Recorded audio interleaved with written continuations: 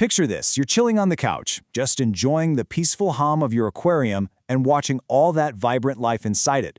Then, out of nowhere, a massive storm hits. There's a loud crack outside, and your entire house goes pitch black. The hum of your aquarium, it stops instantly. The lights, the filters, the heaters, literally everything goes completely dead. Okay, we need to dive into this right now because a sudden power outage is, without a doubt, one of the fastest and most brutal ways to put your entire aquarium ecosystem at risk. The stakes are massive here, and the clock starts ticking the very second the power drops. So what actually happens to your tank when the juice stops flowing? Honestly, it's a genuine nightmare scenario. Your tank is this carefully balanced, closed environment, and it suddenly loses its entire life support system. Without water movement, the whole environment stagnates rapidly, leaving your fish and your corals completely vulnerable. And if you don't know exactly what to do in the pitch dark, panic sets in for sure. You might be fumbling around with cords or frantically dumping in chemicals, which, by the way, is totally futile in a dead tank. Without a clear plan, you aren't just in the dark, you're losing precious minutes.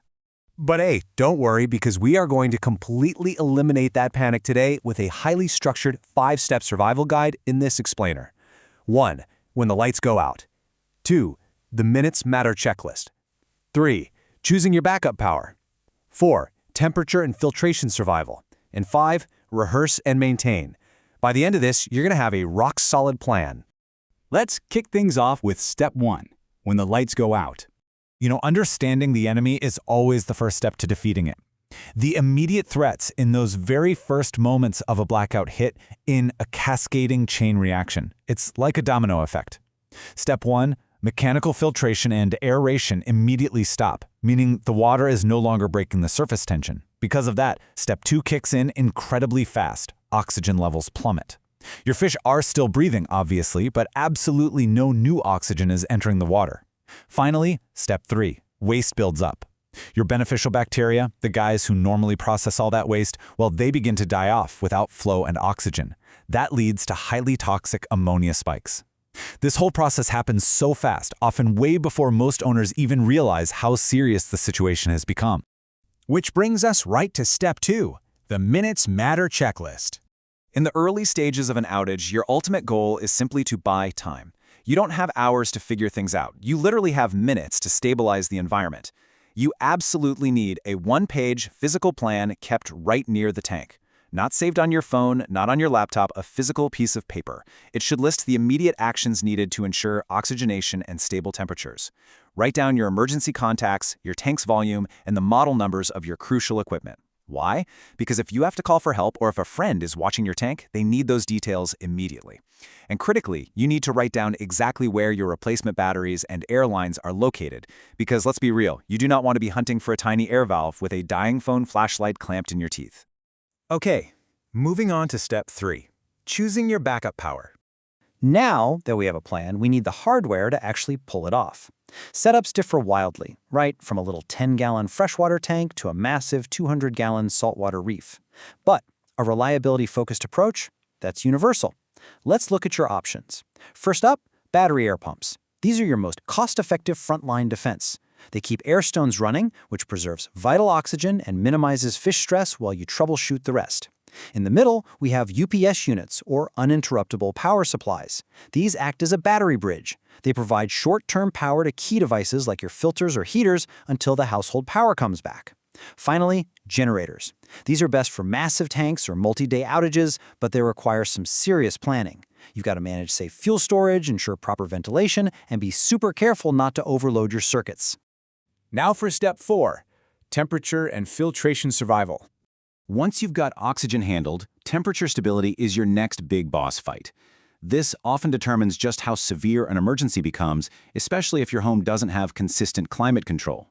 In the winter, your primary risk is heating loss, which leads to rapid cooling of the tank. In the summer, the threat completely flips. Your chillers or evaporative cooling systems stall out, leading to rapid overheating. But here is the golden rule. Always aim to prevent rapid swings rather than chasing a perfect ideal temperature reading. A slow temperature drift is survivable, a sudden shock is deadly.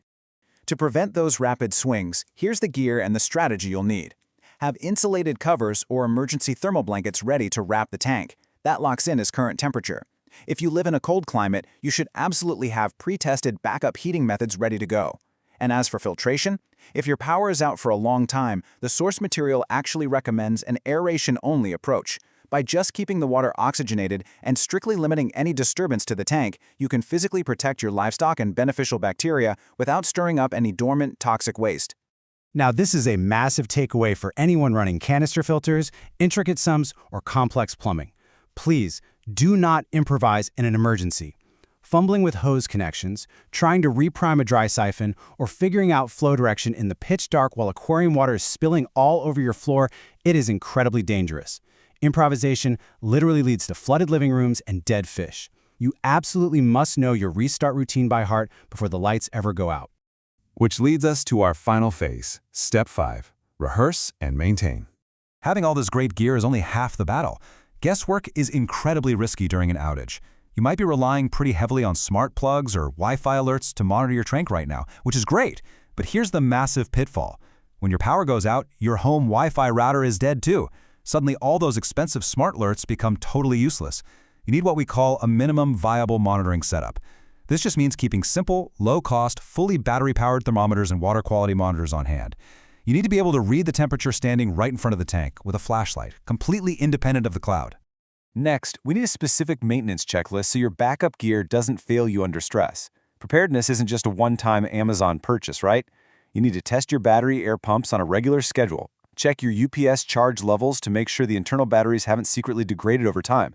Visually confirm that your backup cables and air lines are actually intact and haven't gotten all brittle. Most importantly, replace your batteries before they fail and keep all those spare parts in a highly accessible spot. To truly know your plan works, you've got to practice. Running short, controlled drills is highly recommended. Step 1. Simulate a brief outage by just flipping the power strip off. Keep a watchful eye on things. Step 2. Verify that your backup oxygen flow actually starts up properly. Step 3. Confirm your response steps for that critical first hour. Do all of this while things are still calm and the lights are actually on in your house. It lets you iron out any kinks in your restart routine without the immense, heart-pounding pressure of a real blackout. At the end of the day, the ultimate goal of all this prep is to turn an outage from an absolute catastrophe into a manageable interruption. By gathering your gear, writing out that physical checklist, and running your drills, you are taking complete control of the situation. Preparation equals true empowerment. You're giving your aquarium the absolute stability it desperately needs to survive until the lights finally come back on. So, I want to leave you with this provocative thought as we wrap up this explainer. Look at your tank. If the power dies right now, literally this very second, what is your first move? Do you know exactly where your battery pump is? Do you know where the spare batteries are? If the answer is no, then let this be the spark you need. Take action today. Build your own emergency checklist and make absolutely sure your underwater ecosystem is protected no matter what the weather's doing outside.